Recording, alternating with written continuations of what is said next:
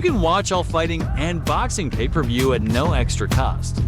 On FluxVIX.com, you can access to 1,000 live channels plus the last list. Movies and series at a fraction of the cost of regular services. For more information, go to FluxVIX.com or scan the QR code on the screen. My belt. I'm going to keep on fighting like I never had that belt. And I'm willing to die and take a life for this belt. What is the word? Is it psychopath or is it sociopath? And by the way, once we determine that, is Dricus du Plessis one? Dricus du Plessis has done the unthinkable, not once, but twice. He's toppled two of the greatest middleweights in UFC history, and he didn't just defeat them, he finished them, leaving no room for doubt. So I beat Strickland, I beat Whitaker, and I beat Adesanya. I can't wait to see. I haven't been on social media. I can't wait to see what the critics say now. Imagine just a few years ago predicting that a middleweight would not only beat but finish both Israel Adesanya and Robert Whitaker. Is the kind of wild fantasy reserved for late-night MMA shitposting, the type where the most outrageous scenarios are entertained when you're drunk out of your mind, yet here we are, living in that very reality. I know we're supposed to expect the unexpected and never count out an underdog, but holy hell, how can you explain this? Somehow, someway, Dricus du Plessis keeps rushing in a straight line, keeps swinging white hooks with no regard for defense, and he still keeps winning, and defending. And honestly, after the most recent event, who's going to stop him?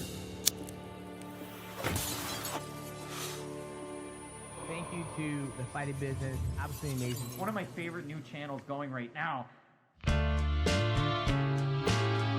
In early 2023, Dricus du Plessis was known less as a middleweight contender and more well known as a future victim of Israel Adesanya. I've covered this a number of times in previous video, but here's a refresher. Dricus said he was going to be the first and only champion residing in Africa. I'm the African fighter in the UFC. Myself and Cameron, we breathe the African air. We train in Africa, we're African born, we're African raised. That's an African champion, and that's who I'll be. And Israel Adesanya, who had recently knocked out Poatan, was so pissed off by those comments that he spent every day manifesting a title match between himself and Dricus, just so he could legally torture him. Trust me, like, you understand, I'm here now. I'm gonna fuck this guy up. David, I'm gonna torture this guy. Oh yeah, I know. No. I'm gonna torture this guy. So the bad blood was there, and MMA fans wanted to see these two beat the hell out of each other, but looking at the middleweight division and then looking at Dricus and how he fought, fat chance we were going to see Israel Adesanya versus Dricus du Plessis. Still, Knox was entertaining and had yet to lose in the UFC, but even against less than stellar competition, DDP did not look like a world beater. He's the best, worst fighter in the world. And I don't mean to disrespect to him. He's winning his fights. He's doing great. I just think he's not very good at technique. His style was so awkward, downright clumsy, and he moved in slow motion. So while he was able to best the likes of Darren Till and his predecessor Derek Brunson, actually elite fighters who were at the top of the division were going to badly expose him. There's a ton of holes in his game. He can't make the mistakes in his fight with Whitaker that he made against Derek Brunson. UFC 290 was supposed to be the end of the Dricus hype train, and the elite fighter standing across from him was the championship guardian of 185, Robert the Reaper Whitaker. To go, hey, du Plessis, you'll get to Izzy, but you got to get through Robert Whitaker first. You might as well just be like, it's never happening. You know, the former middleweight champion who had only lost to Adesanya at middleweight. Whitaker was so crisp with his boxing, and he operated on a different scale when it came to speed, as no middleweight beside Adesanya was able to deal with his blitz. So what the heck was Dricus, who fought like he was drowning in quicksand, was going to do? Well, Dricus didn't look too slow against Whitaker. In fact, he landed on the former champion and even took him down, something very few fighters have been able to do, and mauled Whitaker on the canvas. In the second rounds, the point where DDP usually starts to slow down, and the South African Chad caught Whitaker with a right hand and did not let up the pressure until he scored the TKO. This was one of the biggest upsets in the past couple of years, and his victory demonstrated that Dricus was able to effectively game plan. Fighting southpaw and firing the jab to disrupt the blitz, Dricus was able to defeat Whitaker, and while that was a massive feather in the cap, there were still two glaring questions about the guy: his endurance and his greatness. UFC 297, Dricus finally got his shot at gold, but the championship was not held by Israel Adesanya, but Sean Strickland, who had beaten the long-reigning champion at UFC 293, and with a gas tank fueled by psychopathy and insanity, Strickland was a bad matchup for DDP because he was going to keep coming forward behind his defensive shell and jab and keep his way forward until he broke Dricus. The first round and a half, I think Dricus is going to be really dangerous. It's gonna be really scary. But the moment we hit past 1.5 rounds, I think Sean's gonna absolutely fucking dog walk him. His gas tank was still a question mark. No surgery, I know, but a 5-round fight with Sean Strickland was hell, and unlike Whitaker, he was not going to stop coming forward. For the first time, Sean Strickland was the guy often on the back foot, as DDP was the one pressuring. He ate jabs and kicks to the body, but his punches were a lot more damaging, and he was able to sustain this momentum for a full 25-minute fight. Strickland landed more, but at no point did it look like he had broken du Plessis, and the judges awarded the fight to the South African native, who had outfought the guy with the best gas tank in the division, and he was now the 185-pound champion. I mean, ever since he beat Robert Whitaker, he's been talking about being champion. He's carried himself like a champion. He's dressed like a champion, walked like a champion, talked like a champion. Yeah. He's done everything like a champion, and things were lined up for him. And I think that's why he won tonight. Dricus was now the champion, and only one challenger made sense as his first title defense, someone DDP was supposed to fight at UFC 293. He had the speed, the technique, and the cardio to go all 5 rounds, and he also happened to be one of the best fighters of this generation. Israel Adesanya. I told you I manifested this. I manifested this. He was defeated by Strickland at UFC 293, and it was a bad night for him in Australia, but he was still Israel Adesanya, and given all that he had accomplished, you could not doubt him for a second. If he's gonna go out there, implement and execute his game plan, and force DDP to make a bad choice, a bad overextend over in the void, or just go out there and work him, I have Izzy winning that fight. He had ruled the middleweight division for the past couple of years, unrivaled, and now he was back, mentally focused, spiritually healed, and physically stronger than ever before. I feel the love from the crowd. First time I fought here, 221, that was February 2018. That was me making my dream come true. Sunday, I'm gonna fucking kill your dreams, bitch. I wanna fucking kill your dreams. The date was set, UFC 305, the fight that fans had been clamoring for. The showdown between Dricus du Plessis and Israel Adesanya was finally happening, and from the opening bell of the fight, it was clear this one was different. Dricus, now the champion, wasn't just fighting for a belt, he was fighting for respect, for validation, and to prove that his rise wasn't a fluke. The first 3 rounds were a brawl, with both fighters finding success and punching each other in the face. Adesanya was slick, landing precision strikes and using his footwork to frustrate Dricus, but DDP, ever relentless, kept pressuring, kept closing the distance, and kept landing those wide, powerful hooks that had honestly become his trademark. As the fight entered the 4th round, it looked like the tide was beginning to turn in Adesanya's favor. Dricus appeared to be slowing down, and Adesanya, who has gone through this numerous times, looked to be the favorite to win. It was a reasonably competitive fight, but I thought Izzy was looking great. I started actually getting a little confident, not cocky, but I don't think that's the right word, but I was getting quite confident in them later rounds. Like, here we go now. So, it's about, you could see that the finish is coming. I was thinking for Izzy, right? The commentators started to wonder if this was the moment Dricus' gas tank would fail him, if this was the moment the Cinderella story would come to an end. But just when it seemed like Dricus was on the verge of gassing out, something changed. Call it heart, call it willpower, call it African juju. But Dricus dug deep and found a second wind, and out of nowhere, he came charging at Adesanya, knocked him down, landed about a dozen or so punches to the face, and then dragged him to the canvas and forced him to tap out, becoming the first and only fighter to make the great Israel Adesanya submit. That entire sequence lasted about 20 seconds, and I was silent the whole way through. When it was over and DDP walked around the cage as a legitimate champion, I repeated exactly what I had said at UFC 290 and UFC 297. What the fuck? How did this happen? And I'm pretty sure most of y'all said the same thing. He keeps getting away with this, and it's fucking beautiful. Yeah, stubborn. I think he's just he's a game-bred dude. He likes fucking muddy fights, man. He likes to make it. That's his thing. He's good at what he does. Dricus du Plessis has shattered every dumb expectation, every ill-made prediction, every laughable analysis thrown his way, and he made all of us look like fools.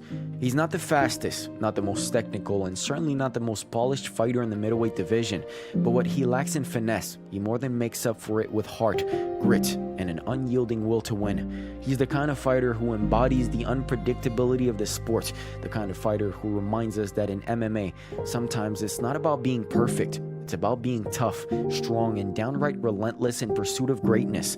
So if there's one thing that has been hammered into the collective consciousness of MMA, it's this: Don't ever count out Dricus du Plessis, because just when you think he's done, outmatched and one step away from collapsing due to the lack of oxygen, he's going to blitz in a straight line and beat the hell out of whoever's in the cage with him, whether it's Robert Whittaker again, or the supposed phenom Hamza Chimaev, or maybe even the great Alex Poitin Pereira. But I don't know if you saw, but Alex Pereira posted that he wants to drop back down to middleweight tonight. So I guess, what do you want next for your career? If Strickland's the next fight, the people want to see that fight. That's the fight that people want to see, and that's the fight right now that people think is the next best guy. So let me handle my business, you handle your business. You don't have to cut the weight so you have some sort of excuse. I'll come up after the Strickland fight, I'll come up to 205 and we'll sort it out then. Did you know that? You can watch all fighting and boxing pay-per-view at no extra cost.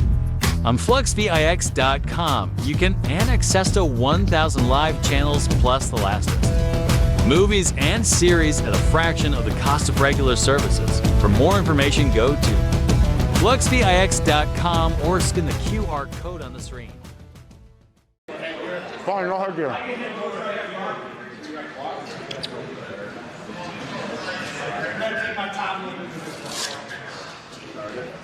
What are we doing here? Boxing. So he's Dan's buddy.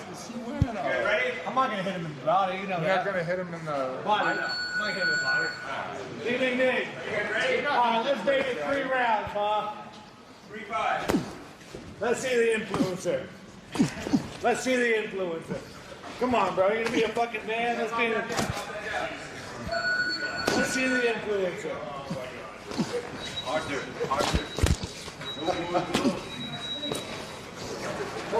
Think about if you knocked me out, how cool that would look for your. You could actually accomplish something by doing nothing.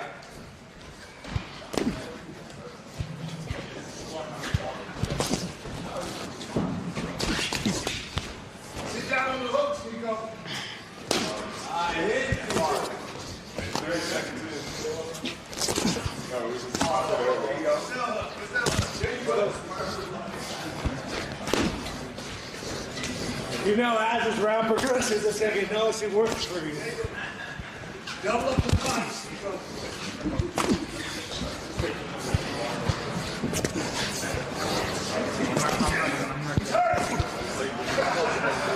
We got 4 minutes. As we get closer to the 3-minute mark, you're about to feel significantly more about a pain. They should be setting in right now that nothing you can do can hurt me. And this is a moment that as you're realizing, you're about to have a really bad fucking day in the next minute.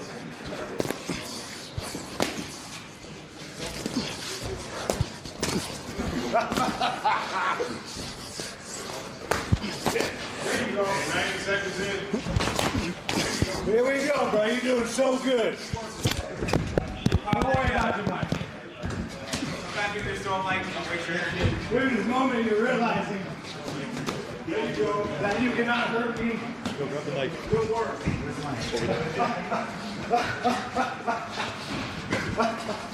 No way, it's coming. You're a very tough influencer. 3 minutes left. Is this set in yet? That you're about to get hurt? No, you're good. You're good, bro. Oh! 2 minutes.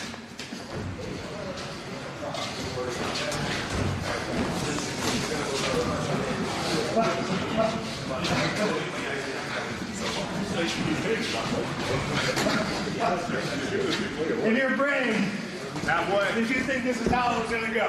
Halfway. SNEAKO is not doing bad. Let's go. He's third. Ooh. Ooh. Good work.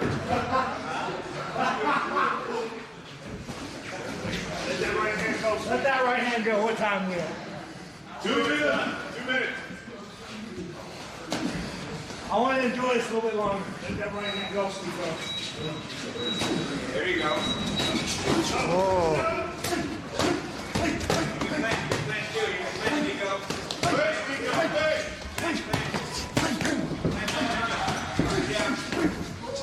Pop your jab, pop your jab. You still good? Still good.